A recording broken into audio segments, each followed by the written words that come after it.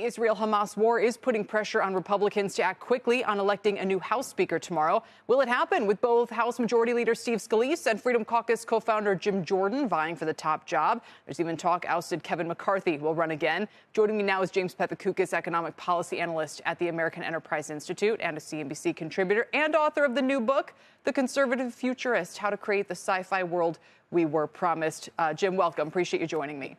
Thanks for having me on. So, where do we begin? It doesn't sound like either Scalise or Jordan has the votes right now. Well, clearly, I think the odds of this being a multi-vote affair are fairly significant.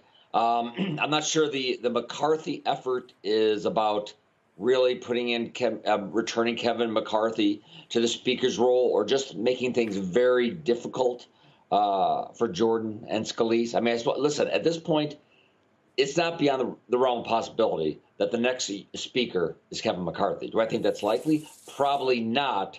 But, you know, there's probably going to be multiple rounds where there's going to be a lot of unexpected things happening, and that could be one of them. Do you think if the Israel war had happened a week sooner, that they still would have ousted him? I'm not sure who would want the job. I think having a certain level of continuity. But listen, the people who really did not want him in that job did not want him in that job. And I think these kinds of appeals to what would be good government or the greater national interest, I'm not sure any of those would have cut any ice with that group. I wonder if it worsens some of the problems, because now the prospect of sending aid to Israel, sending munitions, whatever it is, comes on top of the fact that supplies to Ukraine are already running out. But I have to imagine it's pretty bipartisan, the support for Israel going forward. It's just that this is one of the issues the party's very split over in general.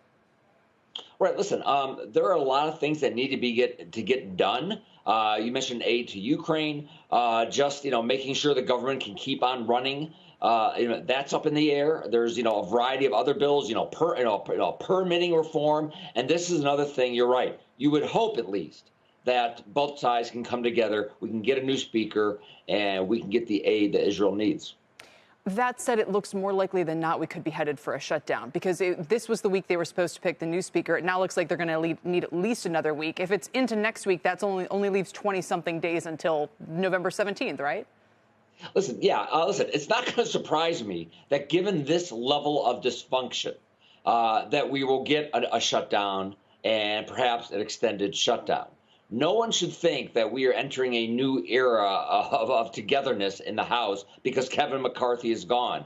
In fact, there will be a continued level of dysfunction for the time being. I think the average voter now senses, Jimmy, I might be wrong, that the world has more conflict breaking out than it did previously. What are the political ramifications of that, if any? Well, it looks like we're in a dangerous world. You have Russia's invasion of Ukraine. You have this massacre in Israel. And one can easily paint scenarios where Hezbollah gets involved, the U.S. gets involved. There could be terrorist attacks in the United States. You have what's going on with China. Will they invade Taiwan? Look at Africa, by the way. We don't mention there may or may not be more spillover there, but that's about the worst that continent's looked in a decade or so. So, we have some Republicans in the House who worry about spending and so forth. If you anticipate the United States getting its debt problem under control through sharply lower defense spending, that just seems really unlikely. I mean, absolutely. The CBO has predicted a slow decline. That to me, a gradual stability or ascent in defense spending might be more likely.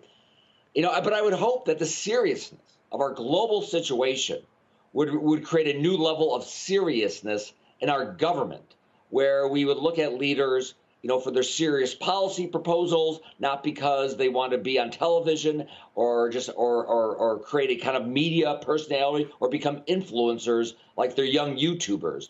If America ever needed serious leaders trying to honestly grapple with the problems facing this country, this would seem to be one of those times.